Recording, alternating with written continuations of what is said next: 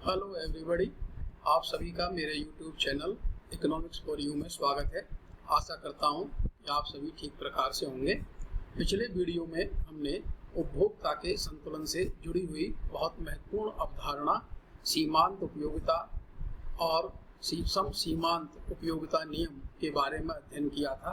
आज हम उससे आगे बहुत ही महत्वपूर्ण अवधारणाएं तटस्था वक्र और उससे संबंधित अवधारणाओं को देखेंगे और ये इकोनॉमिक्स के उपभोक्ता संतुलन के लिए बहुत महत्वपूर्ण अवधारणा है। इसलिए आप इस वीडियो को प्रारंभ से लेकर अंत तक अवश्य देखें और वीडियो अच्छा लगे तो उसे लाइक करें और मेरे चैनल को सब्सक्राइब करें। और हम चर्चा करते हैं तटस्थता वक्र। तटस्थता वक्र को जानने से पहले हम ये देखेंगे कि इससे पहले जो हमने अध्ययन किया था उसमें हमने देखा था कि उसमें विश्लेषण के लिए हमने उपयोगिता को मापनीय माना था, अर्थात वस्तु का प्रयोग करने से उपभोक्ता को जो उपयोगिता प्राप्त हो रही थी उसको हम माप सकते थे। अब बात आती है, कुछ अर्थशास्त्रियों ने अपने नए विचार देते हुए कहा कि हम उपयोगिता को माप नहीं सकते बल्कि उसको क्रम प्रदान कर सकते हैं। क्रमवाचक अवधारणा के आधार पर तटस्थता वक्र एक नवीन अवधारणा का प्रयोग किया गया। तटस्थता वक्र का उपभोक्ता संतुलन के लिए सबसे पहले प्रयोग 1818 में एजवर्थ के द्वारा किया गया। उसके पश्चात अनेक अर्थशास्त्रियों द्वारा बीच बीच में कई प्रयोगों में इसका उपयोग किया गया। बाद में 1934 में J.R. हिक्स और R.G.D. एलन द्वारा व्यापक रूप से तटस्थता वक्र विश्लेषण का उपभोक्ता संतुलन के लिए प्रयोग किया गया। तटस्थता वक्र विश्लेषण वास्तव में उपयोगिता विश्लेषण की क्रमवाचक विचारधारा पर आधारित है, जिसमें हमें वस्तु से प्राप्त होने वाली उपयोगिताओं को मापने की आवश्यकता नहीं है। वहां केवल उपभोक्ता यह बता सकता है कि उसे किसी इकाई से मिलने वाली उपयोगिता दूसरी इकाई से कम मिल रही है या ज्यादा मिल रही है, लेकिन उसे संख्यात्मक रूप से नहीं बता सकता। तटस्थता वक्रों को कुछ अन्य नामों से भी जाना जाता है, जैसे उदासीनता वक्र, अनअधिमान वक्र, इन प्रकार के नामों से भी जानते हैं। वास्तव में तटस्थता वक्र एक ऐसी अवधारणा है जिसमें हम कई वैकल्पिक संयोगों का प्रयोग करते हैं। जब उपभोक्ता दो या दो से अधिक वस्तुओं का प्रयोग करता है तो उसके सामने कई वैकल्पिक संयोग उपस्थित होते हैं। यदि उनमें से ऐसे संयोग जो उपभोक्ता को एक समान संतुष्टि प्रदान करते हैं, ऐसे संयोगों को यदि हम एक रेखा चित्र के द्वारा दर्शाएं तो उसे हम तटस्थता वक्र कहते हैं। वास्तव में तटस्थता वक्र एक ऐसा वक्र होता है जिस पर स्थित प्रत्येक बिंदु ऐसे वैकल्पिक उपयोगों को दर्शाता है या ऐसे वैकल्पिक संयोगों को दर्शाता है जो उपभोक्ता को एक समान संतुष्टि प्रदान करते हैं। इसलिए उपभोक्ता उन संयोगों के प्रति कोई विशेष रुचि नहीं दर्शाकर उनके चुनाव के प्रति तटस्थ बना रहता है, अर्थात उसे कोई सा भी संयोग प्राप्त हो जाए एक समान संतुष्टि प्राप्त होगी। यह विश्लेषण वास्तव में दो वस्तुओं या दो से अधिक वस्तुओं के विभिन्न वैकल्पिक संयोगों अल्टरनेटिव कॉम्बिनेशंस पर आधारित है, जिनसे उपभोक्ता को एक समान संतुष्टि मिलने के कारण वह किसी भी एक संयोग को चुनने के प्रति तटस्थ बना रहता है। यहाँ हम व्यवहारिक दृष्टि से दो वस्तुओं का ही प्रयोग करके मिलने वाले संयोगों के आधार पर तटस्थता वक्र विश्लेषण का अध्ययन करते हैं।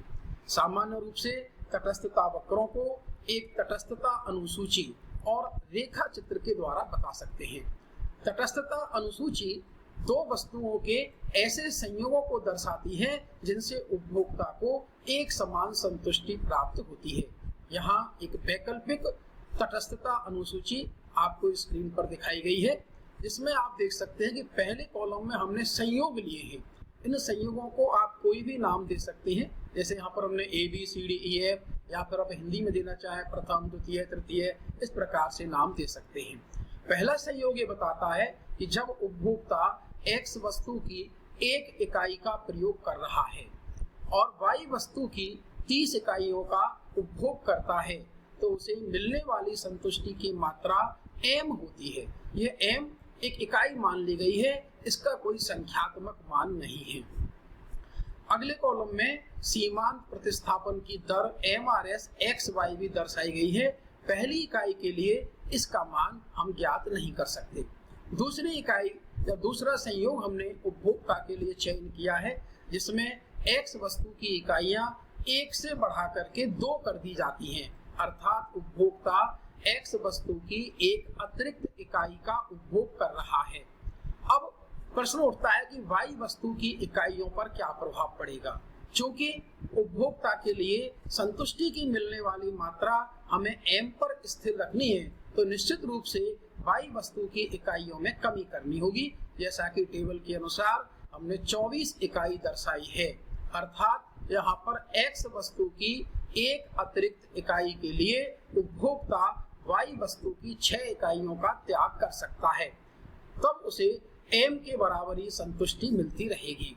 इसी प्रकार से तीसरे संयोग का यदि अध्ययन करें तो वहां हम देख रहे हैं कि X वस्तु की एक इकाई और बढ़ा दी जाती है, तो उपभोक्ता के संतुष्टि स्तर को M संयोग पर ही स्थिर रखने के लिए Y वस्तु की इकाइयों में कमी करनी पड़ती है। क्योंकि जैसे जैसे उपभोक्ता को अब Y वस्तु की इकाइयों में कमी करनी पड़ रही है, वह अब इन इकाइयों की मात्रा घटाता जाता है।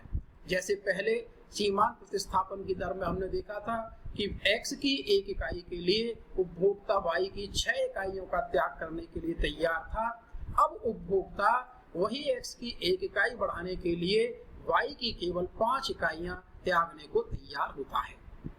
इसी प्रकार से हम चौथे संयोग या D संयोग को देख सकते हैं, जिसमें पुनः X वस्तु की एक इकाई और बढ़ाई जाती है। उन्हें Y वस्तु की इकाइयों में अब केवल 4 इकाइयों की कमी करता है, अर्थात उपभोक्ता यहाँ पर M संतुष्टि की मात्रा प्राप्त करने के लिए Y वस्तु में केवल 4 इकाइयों की कमी करता है।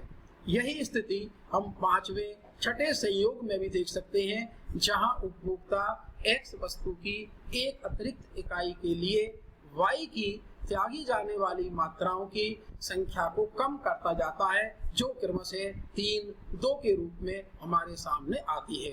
यह जो विश्लेषण है, इसमें स्पष्ट रूप से हम देख सकते हैं कि उपभोक्ता द्वारा दोनों वस्तुओं के अलग अलग संयोगों का प्रयोग करने पर भी उसे मिलने वाली संतुष्टि एक समान M के बराबर ही प्राप्त होती है। यदि हम इन स्थितियों को रेखा चित्र के माध्यम से दर्शाएं तो जो हमें वक्र प्राप्त होगा वह तटस्थता वक्र कहलाता है। यहाँ टेबल में एक चीज एक्स्ट्रा प्राप्त हुई है आपको, सीमांत प्रतिस्थापन की दर, मार्जिनल रेट ऑफ सब्स्टिट्यूशन, जिसे हम MRS XY के द्वारा दर्शाते हैं। वास्तव में एक उपभोक्ता के लिए सीमांत प्रतिस्थापन की दर ऐसी दर होती है जिस पर उपभोक्ता अपने लिए प्राप्त होने वाली संतुष्टि में किसी भी प्रकार का परिवर्तन लाए बिना एक वस्तु की मात्रा बढ़ाने पर दूसरी वस्तु की मात्रा का प्रतिस्थापन करता है, अर्थात उसके लिए इकाई कम करता है। क्योंकि वहां पर हमने टेबल में देखा है कि सीमांत प्रतिस्थापन की दर लगातार घटती हुई होती है, क्योंकि उपभोक्ता एक वस्तु की एक अतिरिक्त इकाई के लिए दूसरी वस्तु की घटती हुई मात्राओं को ही त्यागना चाहता है। इसलिए इसे सूत्र रूप में यदि हम बात करें तो MRS XY equal to delta Y upon delta X के द्वारा दर्शाते हैं। यहाँ पर डेल्टा X और डेल्टा Y क्रमशः X वस्तु की इकाइयों में होने वाला परिवर्तन और Y वस्तु की इकाइयों में होने वाले परिवर्तन को दर्शाते हैं। इन दोनों मानों को रख करके हम MRS XY का मान किसी भी स्थिति के लिए प्राप्त कर सकते हैं। जब हम इस टेबल को एक रेखा चित्र के द्वारा दर्शाते हैं तो जैसे मैंने बताया था कि तटस्थता वक्र प्राप्त होता है। यहाँ आप इस चित्र को देखिए ध्यान से, वही पहले की तरह यहाँ दो अक्ष OX और OY लिए गए हैं। OX अक्ष पर जैसा कि मैंने पहले भी कहा था कि आपको जो वेरिएबल्स हैं या चर राशियां हैं, सबसे पहले उनका अंकन करना है, जैसे X वस्तु की इकाइयां और Y वस्तु की इकाइयां। जो वहां पर हमारे पास 6 संयोग A, B, C, D, E, F संयोग थे, उन संयोगों को इस रेखा चित्र पर हम दर्शाते हैं। जैसे कि X वस्तु की एक इकाई के लिए y वस्तु की 30 इकाई का मान था, x वस्तु की 2 इकाई के लिए y वस्तु की 24 इकाई का मान था। इस प्रकार से इन मानों को जब हम दर्शाते हैं और प्राप्त होने वाले बिंदुओं को आपस में मिला दिया जाता है, तो जो आकृति हमें प्राप्त होती है वह तटस्थता वक्र, जिसको हम शॉर्ट में आईसी, इंडिफरेंस कर्व से लिया गया है आईसी, उसके द्वारा हम दर्शाते हैं। इस वक्र को आप देख रहे हैं, ये वक्र बाएं से दाएं या ऊपर से नीचे गिरता हुआ प्राप्त होता है। यह गिरता हुआ वक्र क्यों प्राप्त होता है? क्योंकि इसमें हमने पहली परिकल्पना की है कि सीमांत प्रतिस्थापन की दर घटती हुई होती है। इस सीमांत प्रतिस्थापन की दर घटती हुई होने के कारण ही यह तटस्थता वक्र ऊपर से नीचे गिरता हुआ प्राप्त होता है। दूसरा, इस वक्र का जो ढाल है वह भी ऋणात्मक ढाल होता है तथा यह मूल बिंदु की ओर उन्नतोदर होता है। जैसे इससे रेखा चित्र से हम यह भी पता लगा सकते हैं कि जैसे जैसे उपभोक्ता के पास किसी एक वस्तु की मात्रा बढ़ेगी, वैसे वैसे दूसरी वस्तु की मात्रा का प्रतिस्थापन वह घटती हुई दर से ही करेगा, तभी वह अपनी संतुष्टि को एक निश्चित स्तर पर बनाए रख सकता है। अब तटस्थता वक्र का अध्ययन करने के बाद हम दूसरी अवधारणा तटस्थता मानचित्र, इंडिफरेंस मैप क्या होता है, इस पर विचार करेंगे। एक तटस्थता वक्र हमने दो वस्तुओं के विभिन्न संयोगों के लिए लिया था, जो एक उपयोगिता स्तर, जिसको हम संतुष्टि का स्तर m के लिए बनाया गया था। यदि हम ऐसे ही विभिन्न वैकल्पिक संयोग x और y वस्तुओं के लें, जिनसे अलग अलग संतुष्टि के स्तर प्राप्त होते हैं, यदि उन सभी रेखा चित्रों को या वक्रों को एक ही चित्र में दर्शा दिया जाए तो उसे हम तटस्थता मानचित्र कहते हैं। अर्थशास्त्री मेयर्स के अनुसार यह भी कहा गया है कि तटस्थता वक्र परिवार को यदि दर्शा दिया जाए तो उसको हम तटस्थता मानचित्र कहते हैं। यदि इसका रेखा चित्र पर अंकन करें तो हमें निम्न प्रकार प्राप्त होगा। यहाँ आप देख रहे हैं 4 तटस्थता वक्र IC1, IC2, IC3, IC4 एक साथ दर्शाए गए हैं। ये चारों ही तटस्थता वक्र x और y वस्तुओं के अलग अलग संयोगों के लिए हैं और चारों ही वक्र उपभोक्ता के लिए प्राप्त होने वाली संतुष्टि के अलग अलग स्तरों को दर्शाते हैं। एक यहाँ बहुत महत्वपूर्ण बात है कि जैसे जैसे हम IC1 से IC2 पर, IC2 से IC3 पर, IC3 से IC4 पर जाते हैं, वैसे वैसे उपभोक्ता को प्राप्त होने वाली संतुष्टि लगातार बढ़ती जाएगी। अर्थात यदि नीचे से ऊपर की ओर उपभोक्ता गमन करता है तो उसे प्राप्त होने वाली संतुष्टि की मात्रा लगातार बढ़ती जाती है। यह तटस्थता वक्र विश्लेषण पूर्व के अन्य नियमों के समान ही कुछ मान्यताओं को लेकर चलता है। कुछ मान्यताएं, एजम्पशंस इस प्रकार हो सकती हैं। इसमें भी उपभोक्ता को विवेकशील प्राणी माना गया है। कैसा विवेकशील प्राणी? जो कि अपने व्यय से अधिकतम संतुष्टि प्राप्त करना चाहता है।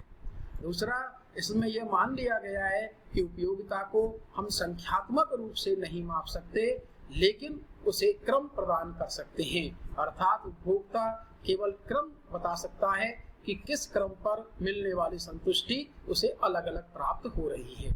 तीसरी मान्यता यह हो सकती है कि प्रतिस्थापन की सीमांत दर ऋणात्मक या घटती हुई प्राप्त होती है, और इसका कारण हमने ऊपर भी देखा है कि उपभोक्ता किसी भी वस्तु की एक अतिरिक्त इकाई प्राप्त करने के लिए दूसरी वस्तु की इकाइयों का त्याग क्रमशः घटते हुए करना चाहता है।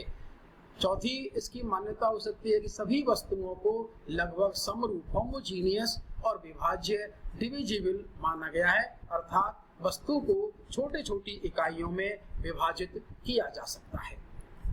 इसके बाद हम तटस्थता वक्रों की विशेषताओं का अध्ययन कर सकते हैं। 4 विशेषताएं इसकी अति महत्वपूर्ण हैं, जो कि परीक्षा की दृष्टि से भी महत्वपूर्ण है, अक्सर पूछी जाती हैं। पहली विशेषता होती है इन वक्रों का ढाल ऋणात्मक होता है, क्योंकि यदि उपभोक्ता एक समान संतुष्टि प्राप्त करना चाहता है तो उसे एक वस्तु की मात्रा बढ़ाने पर दूसरी वस्तु की मात्रा में कमी करनी होगी, जिसको हम रेखा चित्र के द्वारा भी दर्शा सकते हैं, जिसमें आप देख सकते हैं कि रेखा चित्र में IC जो तटस्थता वक्र है उसके n बिंदु पर उपभोक्ता x वस्तु की OP इकाइयां और y वस्तु की OB इकाइयों का प्रयोग करके संतुष्टि जितनी प्राप्त कर रहा है उतनी ही संतुष्टि उसे x वस्तु की OQ इकाइयों से और y वस्तु की OA इकाइयों से प्राप्त होती है। यहाँ आप देख रहे हैं कि जैसे ही हम उपभोक्ता OP इकाइयां जो x वस्तु की हैं उसको बढ़ा करके OQ करता है, वैसे ही संतुष्टि के स्तर को एक समान बनाए रखने के लिए उसे y वस्तु की इकाइयों में OB से OA तक कमी करनी पड़ती है। दूसरी विशेषता इसकी तटस्थता वक्र एक दूसरे को नहीं काटते। ये बहुत महत्वपूर्ण इसकी विशेषता है, क्योंकि दो तटस्थता वक्र वास्तव में अलग अलग संतुष्टि के स्तरों को दर्शाते हैं। जैसा कि अभी हमने तटस्थता मानचित्र में भी देखा था कि जैसे जैसे हम ऊपर की ओर जाते हैं वैसे वैसे मिलने वाली संतुष्टि अलग अलग प्राप्त होती है, बढ़ती हुई प्राप्त होती है। अब यदि हम ये मान लें कि दो तटस्थता वक्र एक दूसरे को काटते हैं तो इसका तात्पर्य क्या होगा? इसका अर्थ होगा कि वहां हमें एक ऐसा संयोग प्राप्त हो सकता है जिस पर हमें अलग अलग संतुष्टि स्तर प्राप्त हो सकते हैं, जो कि वास्तविक जीवन में कभी भी संभव नहीं हो सकता, क्योंकि एक समान वस्तुओं का संयोग दो अलग अलग संतुष्टि के स्तर प्रदान कर दे, ऐसा संभव ही नहीं है, जिसको हम रेखा चित्र की सहायता से समझ सकते हैं। जैसा कि रेखा चित्र में आप देख रहे हैं कि IC1 पहला तटस्थता वक्र और IC2 दूसरा तटस्थता वक्र है। दो तटस्थता वक्र होने के कारण निश्चित रूप से ये अलग अलग संतुष्टि के स्तरों को दर्शाते हैं, लेकिन चूंकि दोनों तटस्थता वक्र M बिंदु पर एक दूसरे को काट रहे हैं, अर्थात M एक ऐसा संयोग यहाँ दिखाया गया है जो कि X वस्तु की OB मात्रा और Y वस्तु की OA मात्रा का प्रयोग करके दो अलग अलग संतुष्टि के स्तरों को प्राप्त कर सकता है, जबकि यह संभव ही नहीं हो सकता कि वस्तुओं का एक ही संयोग संतुष्टि के दो अलग अलग स्तर प्रदान कर दे, अर्थात कभी भी दो तटस्थता वक्र एक दूसरे को नहीं काट सकते। तीसरी विशेषता होती है तटस्थता वक्र मूल बिंदु के प्रति उन्नतोदर होते हैं, अर्थात convex to the point of origin. इसका तात्पर्य है कि तटस्थता वक्रों का ऊपर से नीचे की ओर आने वाला उसका बायां भाग सापेक्षिक रूप से अधिक ढाल वाला होता है, जैसा कि रेखा चित्र में A से B तक की स्थिति को दर्शाया। इसमें आप देख रहे हैं कि वक्र ऊपर से नीचे तेजी से गिर रहा है और नीचे का जो भाग होता है जो रेखा चित्र के अनुसार B से C तक का भाग है वह सापेक्षिक रूप से समतल अर्थात रिलेटिवली हॉरिजॉन्टल होता है। इसका मुख्य कारण प्रतिस्थापन की दर का निरंतर घटते जाना है। जैसा कि हमने ऊपर भी देखा था कि उपभोक्ता जैसे जैसे X वस्तु की एक एक इकाइयां बढ़ाता है वैसे वैसे Y वस्तु की इकाइयों में वह लगातार कमी करता जाता है। रेखा चित्र में भी आप देख रहे हैं जब A संयोग पर उपभोक्ता चयन कर रहा है उस समय उपभोक्ता द्वारा की गई वस्तु का प्रयोग जैसा रेखा चित्र में दर्शाया गया है। B संयोग पर आते आते उसकी Y की मात्रा तेजी से घटती है। C संयोग पर घटने वाली मात्रा कम रह जाती है, अर्थात उपभोक्ता के लिए प्रतिस्थापन की सीमांत दर लगातार घटती जाती है। इसीलिए तटस्थता वक्र अपने मूल बिंदु के प्रति उन्नतोदर होता है। चौथी विशेषता ऊंचा वाला तटस्थता वक्र नीचे वाले तटस्थता वक्र से अधिक संतुष्टि प्रदान करता है। जैसा कि अभी हमने तटस्थता मानचित्र का अध्ययन करते समय भी देखा कि एक तटस्थता मानचित्र में उपभोक्ता जैसे जैसे ऊंचे तटस्थता वक्र की ओर जाएगा वैसे वैसे वस्तुओं की मात्रा भी बढ़ती जाती है। जब वस्तुओं की मात्रा बढ़ जाएगी तो निश्चित रूप से उन वस्तुओं के प्रयोग से या उस संयोगों से प्राप्त होने वाली संतुष्टि का स्तर उसको लगातार बढ़ता जाएगा। इसलिए हम जैसा कि रेखा चित्र में दिखाया गया है IC1, IC2, IC3 के ऊपर की ओर जैसे जैसे हम जाएंगे वैसे वैसे प्राप्त होने वाली संतुष्टि की मात्रा लगातार बढ़ती जाएगी। उसका कारण क्या है कि वस्तुओं के संयोग में मात्रा का बढ़ता जाना। x और y वस्तु की मात्रा इन तटस्थता वक्रों पर लगातार बढ़ती जाती है। अब तटस्थता वक्र विश्लेषण के बारे में प्रारंभिक जानकारी के बाद हमें आवश्यकता होती है कि इन तटस्थता वक्रों के द्वारा एक उपभोक्ता का संतुलन कैसे ज्ञात किया जाए। इसके लिए हमें तटस्थता वक्रों के साथ साथ बजट रेखा या कीमत रेखा की आवश्यकता होती है। अब प्रश्न उठता है कि बजट रेखा या कीमत रेखा क्या है।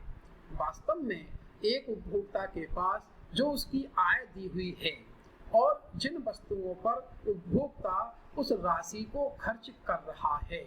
यहाँ हम विश्लेषण को सरल बनाने की दृष्टि से केवल दो वस्तुओं की ही बात करते हैं। तो उपभोक्ता उन दो वस्तुओं के कौन कौन से संयोगों को वस्तुओं की प्रचलित कीमतों पर अपनी आय से खरीद सकता है, उन संयोगों को जो रेखा दर्शाती है वही रेखा बजट रेखा या कीमत रेखा कहलाती है। वास्तव में कीमत रेखा यह बताती है कि उपभोक्ता की दी हुई आय और वस्तुओं की दी हुई कीमतों पर उपभोक्ता के लिए वस्तुओं की कितनी कितनी मात्रा का उपभोग करना संभव हो सकता है।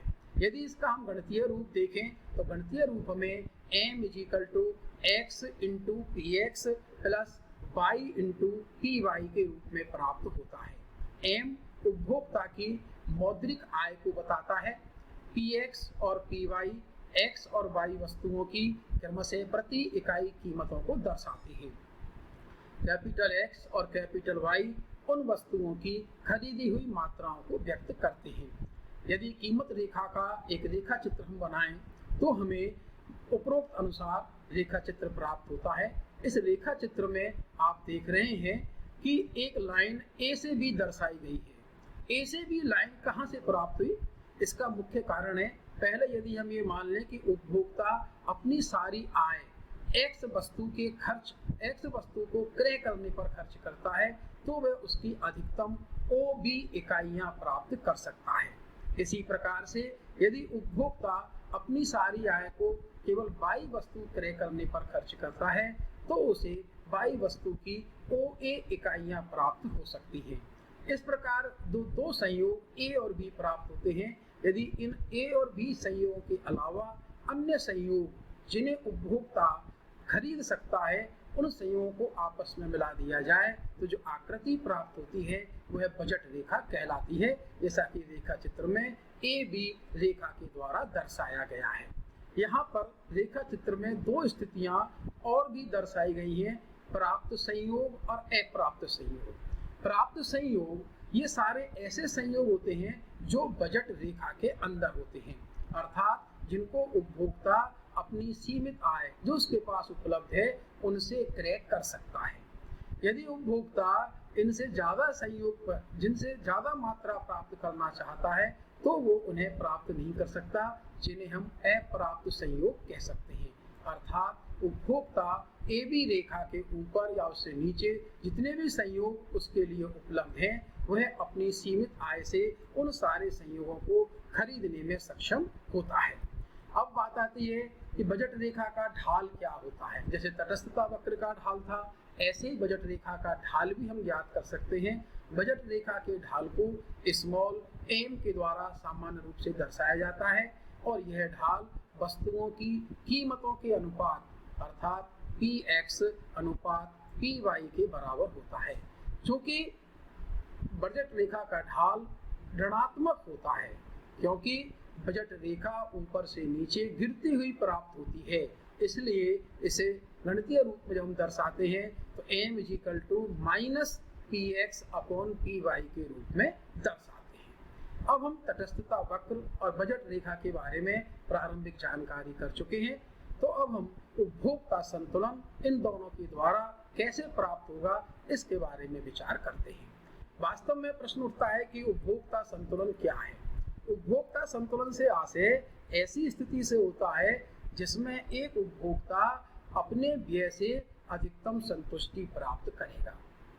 इस विश्लेषण के अनुसार उपभोक्ता अधिकतम संतुष्टि प्राप्त करने के लिए 3 शर्तें पूरी होनी चाहिए। सबसे जो महत्वपूर्ण शर्त है, पहले संतुलन बिंदु पर बजट रेखा तटस्थता वक्र को स्पर्श करती हुई होनी चाहिए, अर्थात price ratio line is tangent to indifference curve. यहाँ हम ध्यान दें, स्पर्श करती हुई, काटती हुई नहीं, स्पर्श करती हुई होनी चाहिए। इसको आगे हम जब रेखा चित्र के द्वारा समझेंगे तो हम देखेंगे कि जहाँ काट रही है वहां उसका अनुकूलतम वाली स्थिति नहीं है, तो जहां पर दोनों ये स्पर्श करेंगे वहीं पर ही उपभोक्ता संतुलन की स्थिति में होगा। दूसरी शर्त होती है, इस बिंदु पर अर्थात संतुलन बिंदु पर सीमांत प्रतिस्थापन की दर और कीमतों का अनुपात बराबर होना चाहिए, अर्थात कीमत रेखा का ढाल तटस्थता वक्र के ढाल के बराबर होना चाहिए। यदि गणितीय रूप में बात करें तो हम MRS XY = delta Y upon delta X = PX अपॉन PY के रूप में व्यक्त कर सकते हैं। तीसरी शर्त होती है, जो संतुलन बिंदु है या साम्य बिंदु है उस पर तटस्थता वक्र मूल बिंदु के प्रति उन्नतोदर होना चाहिए, अर्थात उपभोक्ता के लिए स्थायी संतुलन तभी प्राप्त होता है जबकि उसकी सीमांत प्रतिस्थापन की दर साम्य बिंदु पर घटती हुई होती है। इन तीनों शर्तों के पूरा होने पर उपभोक्ता अधिकतम संतुष्टि प्राप्त कर सकता है। इन तीनों स्थितियों को दर्शाते हुए और बजट रेखा का उपयोग करते हुए उपभोक्ता संतुलन को हम निम्न रेखा चित्र के द्वारा व्यक्त कर सकते हैं। यहाँ रेखा चित्र में आपको क्या क्या चीजें बनानी है ये देखें। आपको एक तटस्थता मानचित्र चाहिए और एक हमें कीमत रेखा चाहिए। एक्स अक्ष पर पहले के समान वो एक्स वस्तु की मात्रा और वाई अक्ष पर वाई वस्तु की मात्रा दी गई है। यहाँ ध्यान दें, कई बार हम गलती से वस्तु कीमत न लिख देते हैं, क्योंकि अब आगे के चैप्टरों में जब हमारे पास मांग और कीमत की बात करें तो हमें ध्यान वही रहता है। तो आप ध्यान दें, यहाँ केवल दोनों वस्तुओं की मात्राओं का अध्ययन किया जा रहा है। रेखा चित्र में 3 तटस्थता वक्र IC1, IC2, IC3 दर्शाए गए हैं। निश्चित रूप से हम जानकारी के अनुसार कह सकते हैं कि उपभोक्ता को IC1 पर कम संतुष्टि प्राप्त होगी, IC2 पर अधिक संतुष्टि प्राप्त होगी और IC3 पर अधिकतम और संतुष्टि प्राप्त कर सकता है। लेकिन क्या उसे IC3 के संयोग प्राप्त हो सकते हैं? जैसा कि रेखा चित्र में R बिंदु दर्शाया गया है, लेकिन आपको जैसा कि मालूम है, अभी हम पहले भी अध्ययन किया है कि उपभोक्ता केवल उन्हीं संयोगों को प्राप्त कर सकता है जो उसकी बजट रेखा पर स्थित होते हैं या बजट रेखा के नीचे स्थित होते हैं। चूंकि R संयोग जो कि IC3 पर स्थित है, वह संयोग उपभोक्ता अपनी सीमित आय से नहीं खरीद सकता, अतः IC3 का कोई भी संयोग उपभोक्ता के लिए प्राप्त नहीं हो सकता। अब बात करते हैं IC1 वक्र की। IC1 वक्र पर C और D 2 संयोग दर्शाए गए हैं जो उपभोक्ता के लिए बजट रेखा AB को काट रहे हैं।